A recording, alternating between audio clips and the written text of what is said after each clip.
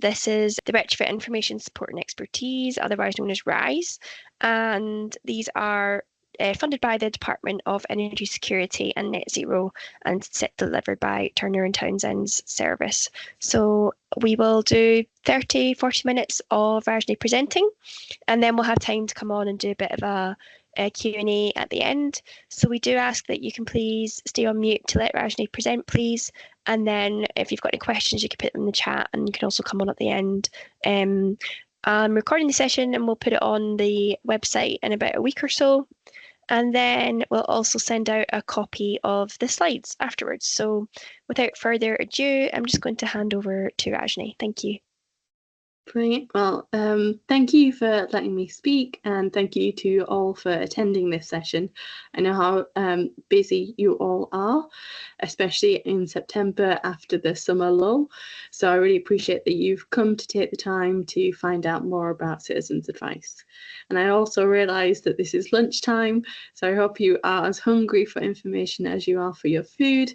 I'll quickly say that I'm Rajni Nair. I'm the Programme Manager for Energy Advice Strategy at Citizens Advice, but there'll be more about me later. First, I'll just introduce you to the session and then to Citizens Advice. So,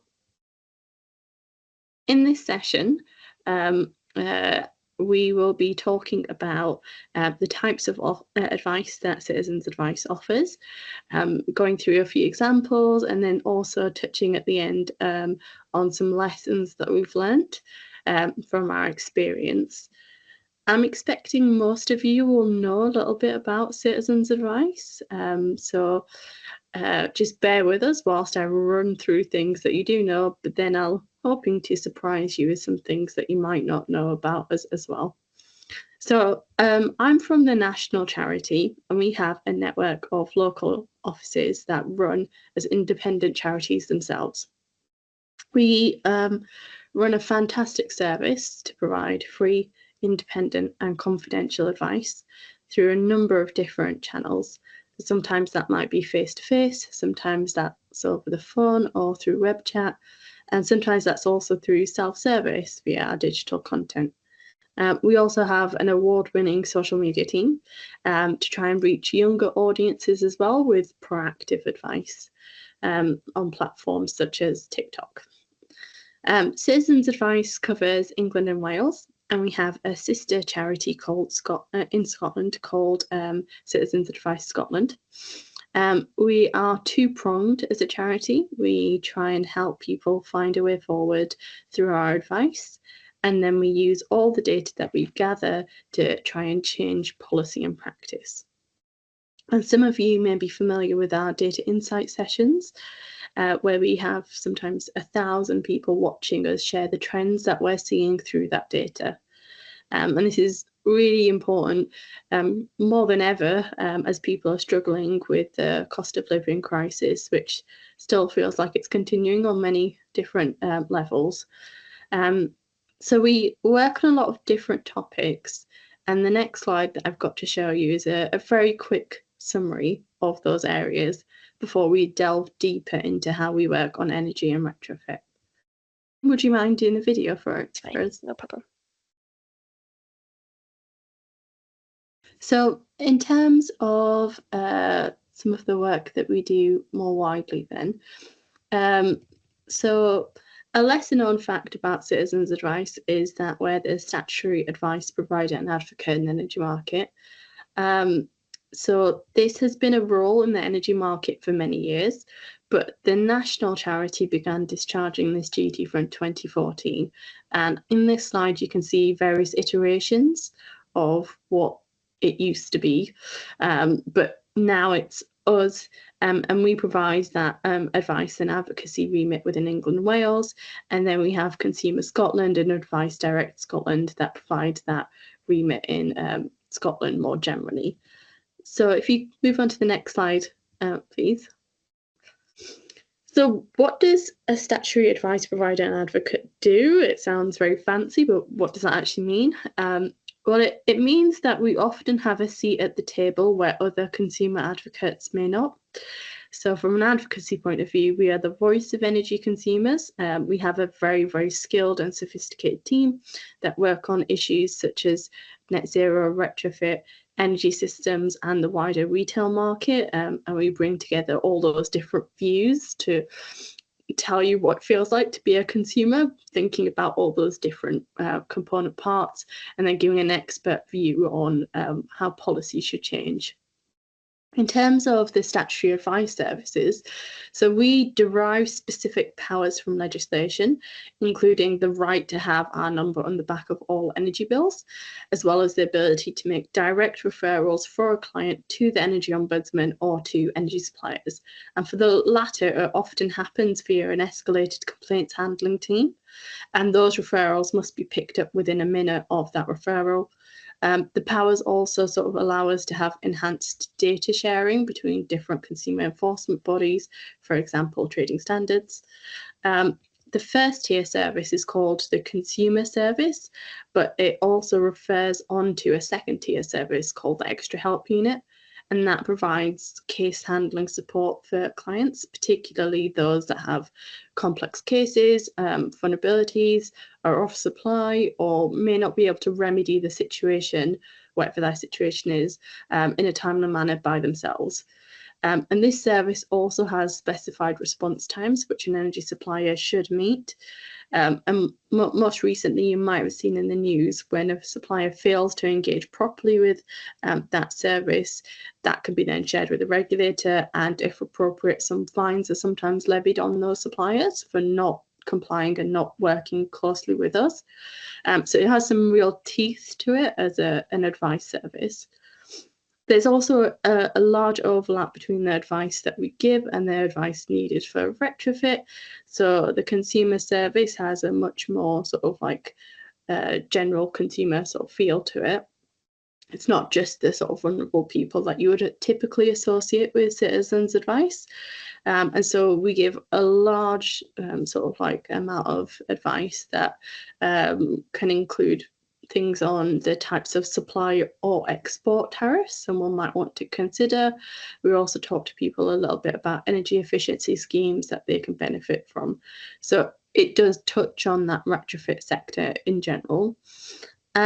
And we're expecting to expand our remit. So we'll be extending our powers to the heat networks market to ensure that they have parity with gas and electricity consumers. We expect that to happen in 25, 26, but we're still talking to the government about these timelines, given that the election happened and some of the regulations needed were slightly delayed. So next slide, please. So I mentioned earlier that we're a national charity and a network of local charities that these offices are independent. I highlight this again because it's worth remembering that whilst we generate income for local offices to deliver advice, they each generate their own income and have their own advice services as well that they offer.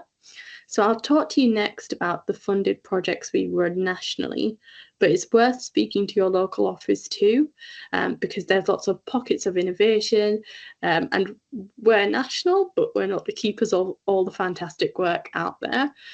So I'll talk to you a little bit on the next slide, if you're happy to move on, Louise, about the nationally funded services. So here's our nationally funded services, and again, worth remembering that it's funded from national, but not all the local offices deliver this. So local offices that want to deliver it can deliver it.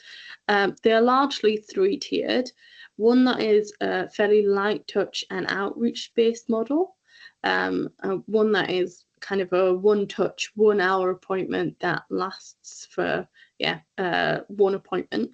And then the last one, that's a multi-appointment caseworker model. So they're tiered in this way because obviously people have very, very different needs, and what we try and do is triage people into the right type of project that might be suitable for what they need at that time. As retrofit becomes more common, I don't expect that these models will change dramatically, though we are doing some innovation and pilots and thinking about new ways to deliver them. But we do expect that the advice given during those appointments will change. For example, a greater emphasis on that pre and post install advice. So we mentioned things like tariffs, but if you think about the pre-advice, you might also want to think about, okay, well, what does your house look like? Is it suitable for this? And thinking about how we help them navigate that, not necessarily saying it ourselves. So on the next slide then, I will quickly come back to me.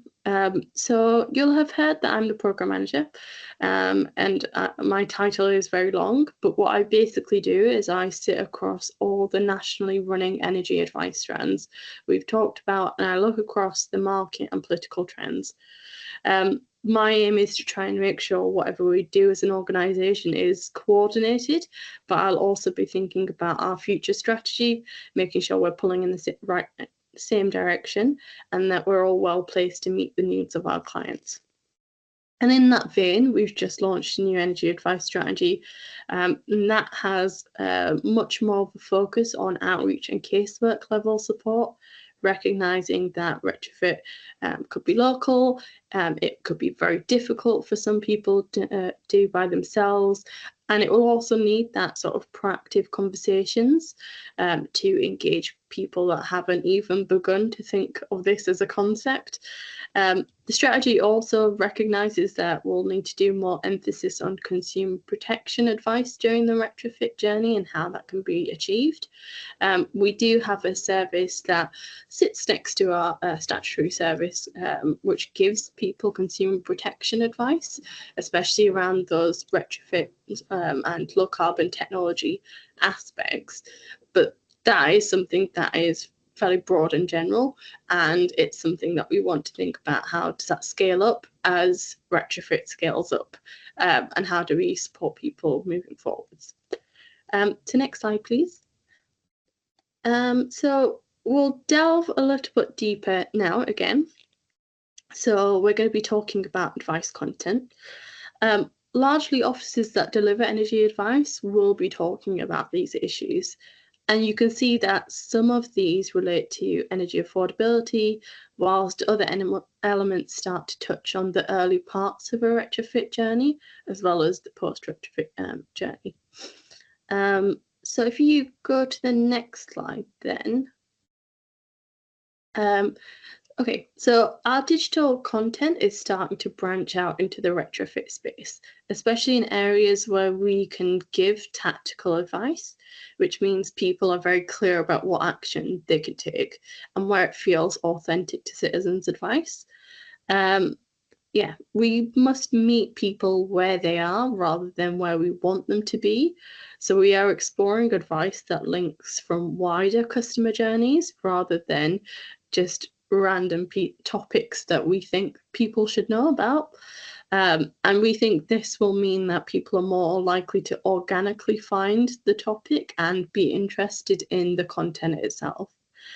We're interested in working with other organisations to expand this advice, bringing our sort of extensive reach, brand, as well as our advice giving experience and authentic tone, and applying it to those specialist retrofit messaging so that it actually lands with people.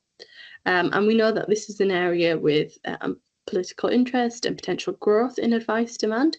So our content is likely to develop as more tangible actions emerge for people over time. And that will include the sort of post-install aspect as well, which links back to our wider statutory services. So if we go to the next slide, I will whiz through the next 2 or 3 slides, but they're essentially about tariffs, debt, and supply issues. And we have extensive content and advice about these topics, very much our bread and butter, very much related to low income people that might benefit from retrofit. These topics can help people to sort of navigate the issues that they're faced with and think about the rights that they have. So this one's on energy tariff. And the next slide, if you can move on, is on energy bills and energy debt. So thinking about, how people can find grants and benefits to help them pay their energy bills, what happens if they're off supply, what happens if they sort of use alternative fuels as well, and understanding, who's responsible for paying energy bills, but also thinking about, okay, what happens if they think that they've been charged too much? And a lot of this then sort of intersects with the wider consumer rights and the wider issues that people might have in the market. And so next slide. This one is again around like supply and issues. So helping people navigate through what is a complex market with very tactical advice and very highly user researched. So we know that these are the common issues that people are facing. So if we go on to the next slide. So this slide talks about heat networks. So in terms of our heat networks content, this is much more lighter touch because we're still waiting for regulation to come into the market. When regulation comes into the market, it will very much inform what rights people have. And yeah, it will hopefully mirror a lot of the sort of rights that people have in the electricity and gas market. But obviously on this page, you can see that we've got more stuff here around the maintenance costs, which is where heat networks typically diverge and the issues people face. So if you move to the next slide then. So as you can see, our sort of like online content has focused very much on the national energy efficiency grants, because that's the type of issues that like we can broadcast out to a big group. But there will be funding and local variation that can be picked up through the local offices themselves as well. So I'm going to move us on to one of the case studies. So I've got two case studies here. One case study which is a little bit more broad and is what you kind of typically expect as citizens' advice. And then the next one is a little bit more centered around energy. So in this case study, the situation is that there is someone who is single, who lives with autism, Asperger's, depression, anxiety, has a number of like particularly heavy and difficult medical conditions that make it harder for him to sort of navigate the energy market or any market in fact. He's sort of suffering with his mental health, is at risk of taking his own life. He's moved into a property closer to his family, which he's rented from his stepmother. In this situation, he has like tried to get the housing element of universal credit, but he's been rejected despite having a tenancy agreement with his stepmother. And there's no proof of sort of liability for the rent. And Andrew's really struggling here to just afford the rent that he and his stepmother have agreed. So next slide. This is where we've come in. So we meet with him. We've sort of looked at his situation. We can see that he's incredibly vulnerable. We've given consent for his stepmother to be present at the appointment, and then we've looked at the mandatory reconsideration, which is like an aspect of benefits that would need to be appealed, because that decision was probably like yeah, not the right one. So we've explained that a positive outcome could not be guaranteed, but we've put forward a really strong case, and that this has meant that he's had an extended housing element awarded to him. We've also got him some backdated payments, which meant that he's like able to clear some of his rent arrears in full.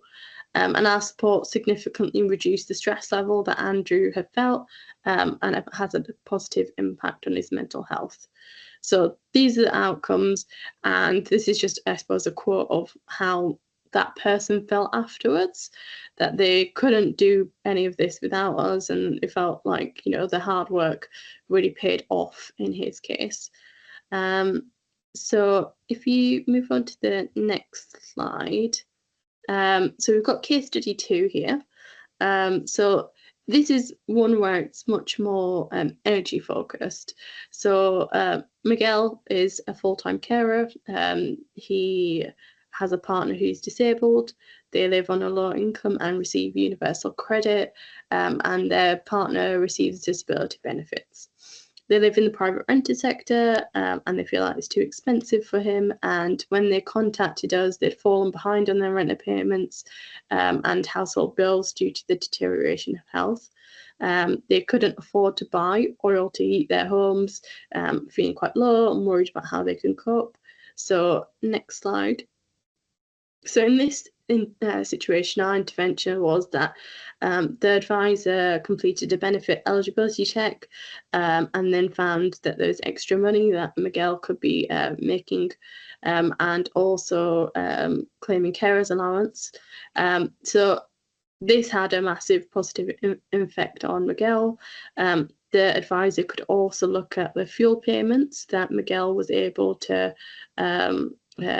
benefit from, which would then help him buy oil to heat their homes, and also make up an application on Miguel's behalf for the household support fund. And then we also provide Miguel with like full and detailed energy efficiency measure advice, which they could take advantage of, and that resulted in savings of up to £550 a year. They also contacted like Miguel's energy supplier, got him on the private services register and that kind of thing. So there's a lot in there that's more specifically tailored to his energy situation. If you take me to the next slide.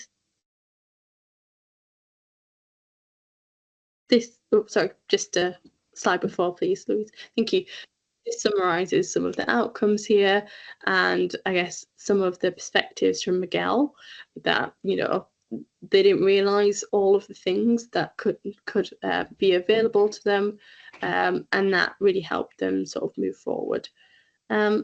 So we'll move on to the lessons learned section now. If we move to the next slide, please. So with this, we have obviously been doing quite a lot of different variations on the projects that we offer. And from that, we've learned a number of like lessons that we think have been particularly critical for us. I think one of the things that we've definitely found is that holistic advice is needed to take people from a point of energy crisis to engaging with energy efficiency in the long term. It is very difficult to talk to people about energy efficiency when they have no energy at home, when their electricity isn't on, their gas isn't on, to get them to think about, oh, this is how you could use it in a way that maybe you do use less. So dealing with that energy crisis is such a fundamental part to building that trust and getting them on a long-term sustainable path. Then they can think about some of the longer-term issues around energy efficiency. So that's definitely an area that we've been thinking about, how we could have those conversations with clients so we get them engaged right from the offset. In terms of partnerships, we've been very clear that one of the things that Citizens Advice are really keen to do is to close the gap between marginalised groups and other groups. So the groups that like maybe we just find really difficult to reach and don't really think about coming to us. And we found that effective partnerships have definitely been needed to do that, whether that's different types of charities that are more niche, for example, specific disability charities, or whether that's like specific community groups that have different ethnicities and whatsoever, things like that. So effective partnerships have been really key to closing that gap and reaching those communities. And then we've also found that like the independent advice is really important to help sort of build that trust. And it's quite complicated to overcome people's problems and overcome people's barriers. But once you have done a little bit of that, it helps to build that trust to then navigate a much more complicated process as part of their energy efficiency element.